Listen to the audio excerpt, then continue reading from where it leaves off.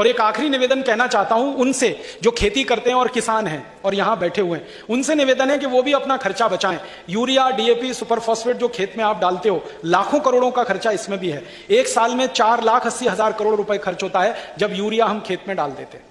ये खर्चा बचाओ और इसके स्थान पर गाय का गोबर, भैंस का गोबर खेतों में डालना शुरू करो। आप शिकायत करोगे कि गाय भैंस के गोबर से उपज कम मिलती है, मैं आपको एक फॉर्मूला बताना चाहता हूं, भरपूर उपज मिलती है, बस डालने का तरीका मालूम होना चाहिए। अभी बहुत सारे किसान क्या करते हैं, गाय बैल भैंस का गोबर सुखाते हैं, 3-3 महीने 4-4 महीने सूखता है, सूखने के बाद खेत में डालते हैं। इससे उपज नहीं मिलेगी। उपज अगर लेनी है अच्छी, उत्पादन ज्यादा लेना है तो गोबर को गीला करके डालो खेत में, बस इतनी सी बात है।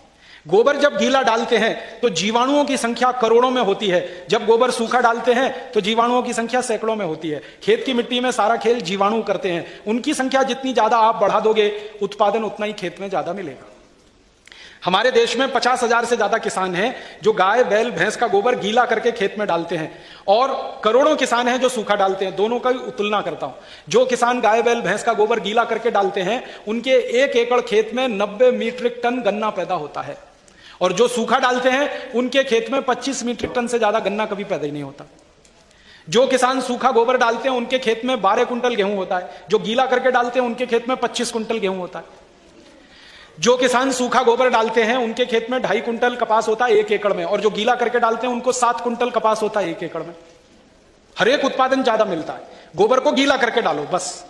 अब गीला कैसे करना है, गोबर ले लो, गाय का मूत्र ले लो, भैंस का ले लो, बैल का ले लो, कोई भी जानवर का गोबर और मूत्र ले लो। मूत्र में गीला करो पहले, 10 किलो गोबर 10 लीटर मूत्र मिला लो आपस में, फिर 1 किलो गुड़ डाल दो, 1 किलो किसी भी दाल का आटा डाल दो, मूंग की दाल, उड़द की दाल, मसूर की दाल, अरहर की दाल, और 1 किलो खेत की मेड़ की मिट्टी उसमें डाल दो। ये पांचों चीजों को मिलाकर एक ड्रम में रख दो, 15 दिन तक रखना। 15 दिन में ये खाद तैयार हो जाएगा। फिर इसमें 200 लीटर पानी मिलाना, पानी मिला के जो घोल तैयार हुआ ये खेत की मिट्टी में छिड़क दो, उत्पादन जबरदस्त आएगा, बहुत उत्पादन आएगा। अब अगर खेत खाली है तो सीधे छिड़क दो, और खेत में फसल खड़ी है तो पानी जब खेत में लगाते हो तो पानी में मिला दो, तो सब पौधों की जड़ों को ये मिल जाएगा।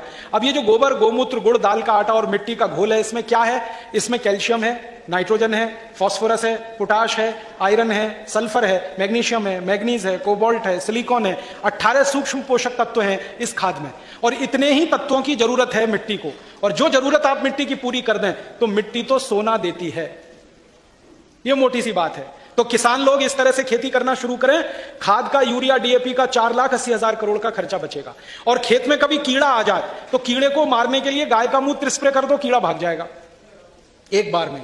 और ज्यादा मजबूत कीड़ा आ जाए जो नहीं भागे तो उसके लिए ऐसा करो कि गाय के मूत्र में, 20 लीटर गाय के मूत्र में 2-2.5 किलो नीम के पत्ते की चटनी मिला दो, 2-2.5 किलो धतूरे के पत्ते की चटनी मिला दो, 2-2.5 किलो आंकड़ा के पत्ते की चटनी मिला दो, 2-2.5 किलो सीताफल के पत्ते की चटनी मिला दो, आधा पौन किलो तंबाकू के पत्ते की चटनी मिला दो। वो सारे पत्तों की चटनी बना के गोमूत्र में मिला दो जिनको गाय नहीं खाती, बस इतना याद रखो। कितने भी तरह के पत्ते जिनको गाय नहीं खाती उनको पीस के गोमूत्र में मिला दो। मूत्र को उबाल लो, उबाल के उसमें पानी मिला दो 200-250 लीटर। अब ये घोल तैयार हुआ, इसको खेत में स्प्रे कर दो। खराब से खराब कीड़ा 48 घंटे में या तो मर जाएगा या भाग जाएगा, 1 पैसा भी आपको बाजार में जाके खर्च करने की जरूरत नहीं। तो किसान खेती में खर्चा बचाएं।